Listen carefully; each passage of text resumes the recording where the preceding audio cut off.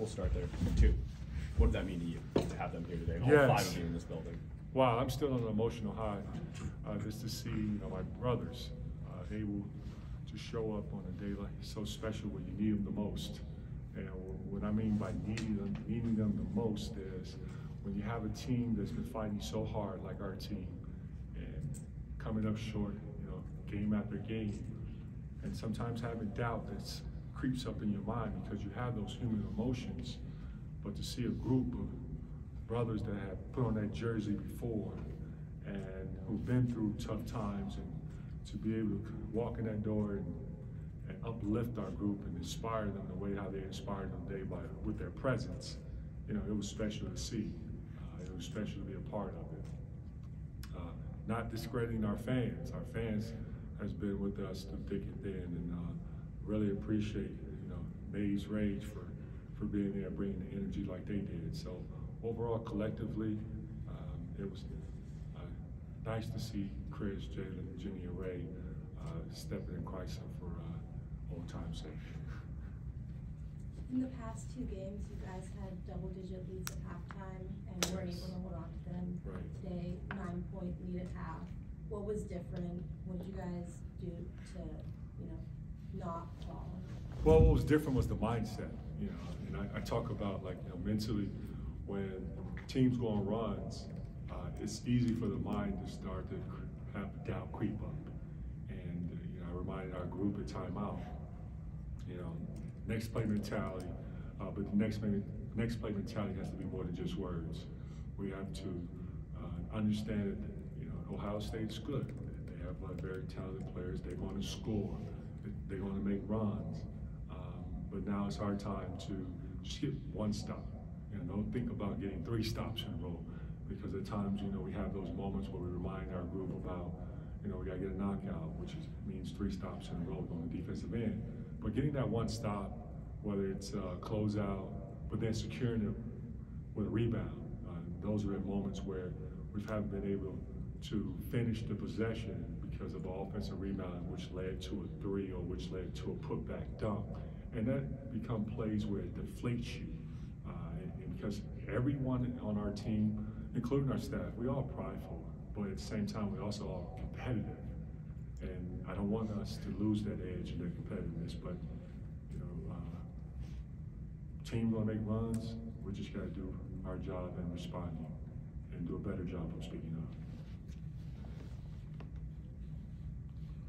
Go ahead, Leslie. Juwan had a great game today, 5 for 5 from 3, including a dagger at the end. He was also out for most of that 16-0 run Ohio State had. How important was he on both ends? Yeah, he's a guy who, as you've seen from last year to this year, worked extremely hard on this game. And yes, we talk a lot about offense, because it's shot, and he makes shots, and he makes timely shots. But defensively, he's rock solid as they come, because he's so smart as a player. He has a high IQ, and he knows which position to be in. He also knows the other team sets, and we ask our team to watch film. T. Will doesn't hesitate. He watched not only just film, but he watched games just to get a feel for his opponent. But when they made their run, he was sitting on the bench because to get some rest, so he can have enough energy down the stretch that he can take it to a level, another level I'm speaking of, not just on the offensive end, but on the defensive end. And he made a 3 towards the end of the ball game that was, one would say was a dagger. But it was nice to see the smile on his face after he made that 3. Juwan, after, I guess, a lot of close losses, how important do you think this was to finally, be on the right side of one and finish the game strong? Oh, well, you see me after those losses, we've sat there and we stood there and talked. We didn't sit, we stood and talked about it. And you could just see the pain on my face because you care. And I care so much that I'd never want to disappoint our young men. And as a coach, when you walk in that locker room and you've lost a tough game, and just to see the looks on our team faces, because they wear a lot of that stress on their shoulders, because all the hard work they put in practice and the time they put in on film, you want it to be rewarded. But today it was, and I always takes one game at a time. We're going to enjoy this victory, and then tomorrow we'll be back to work, working on our next scout, next opponent. You had T. Will making the big three. You had Olivier Kamwa making a lot of tough mid-range shots down the stretch of that game. How good is it for your team's confidence to be able to make those shots down the stretch of these games and, actually, expand on what Andrew said, see things go well at the end of the game offensively and come on the right side of it? Well, Olivier, he had some open looks that did not go in the basket. And it's easy when down the stretch you get another open look and you pass it up because you was thinking about, like, you know what, the last two didn't go in, so you will lose a little bit of your confidence. And Olivier did not. He was searching for the basketball and and flashing to the middle when Namari drove to the baseline or Doug drove baseline. And it just says a lot about his level of a competitor, like having a quick mind, always not afraid to take those big shots and not shying away from those big moments. Alejandro? There's only so much you can say about the suspension itself, but how does it work logistically with Doug McDaniel when you're practicing and sometimes you can play and other times you can't? Well, Doug has done a great job today, and he's going to be in practice tomorrow, and we're going to take one day at a time. But when he's out there on the floor with us, he's proven that he just raised our level of play because Doug has made a huge jump too, from being a freshman to a sophomore, not just on the court, but also off the court. And I just been super supportive of his growth because I see the work that he puts in on a daily basis. Brendan? What was the backstory on actually getting everyone in today? Yeah, I can't take full responsibility for this one.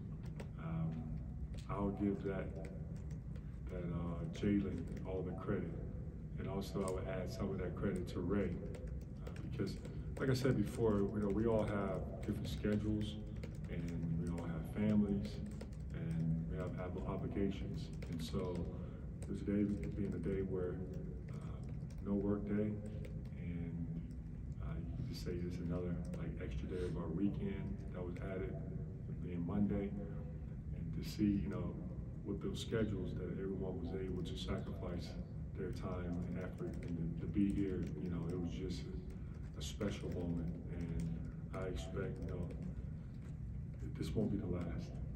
Things were very complicated for a long time in a number of different ways. And when you got the job, how much of it was like a priority for you to actually see the five of you in this building together at a game?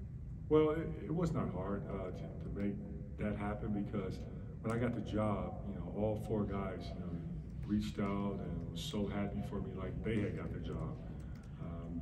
But then at the same time, with the support, whether they were able to make it or did not make it, I've always been a phone call or a text message. But then if you go back to the tournament, when we played the second round, and Chris and Ray made it, Jalen made the first round, and then we played the Sweet 16 versus Villanova. There were three guys there, and Chris didn't make it because of his schedule, but it was nice to see that today's schedule worked out for everyone. And I expect for, you see y'all back again, whenever time permits. It now feels all flow, but I was just going to build on Alejandro's question earlier. I know how much you can get into with Doug. He said it was 6 games. I think your statement said there was no timetable. Is there any clarity on when he may come back for road games? Well, like we said before, this is a road games that he will not be able to attend, and with that, we will see how the progression is, with him academically. We'll see improvement, and we'll review it back in mid to end of February, and from there we'll see what's next. but it's not specifically 6. That's exactly what I just said. Okay. Anybody have anything else? Amari defensively had a really good game today. He had 10 rebounds, 9 of which came on the defensive end. How important is that presence for you, just being able to walk someone down and get 3 rebounds? Yes, you know, Amari, he's the kind of player that, you know, every coach would love to have on their roster. He's one that never tried to, of course, press the score. You know, some kids love just seeing the ball go in the basket, but they don't like doing all the little things. And the little things I'm speaking of is what lead to winning, and that's guarding the best perimeter player, or sometimes switching on to a bigger forward and have to battle them in the low block, or when shot goes up, you know, putting his body or laying his body on the line to, you know, get a defensive rebound. And I am so happy to have him on our side because I know, you know, his mindset as a competitor. He's always been this way as a young kid. Never wavered away from doing what the coach asks or being there for team. He's never been that type of, you know, guy who all he cares about is I. He wants to win, and I think it's shown ever since he's put on the Michigan jersey, because he's given some tough assignments, and the tough assignments is guarding some of the best perimeter players, and he's never shied away from it. Coach, we appreciate your time. Have a great day. Go Blue.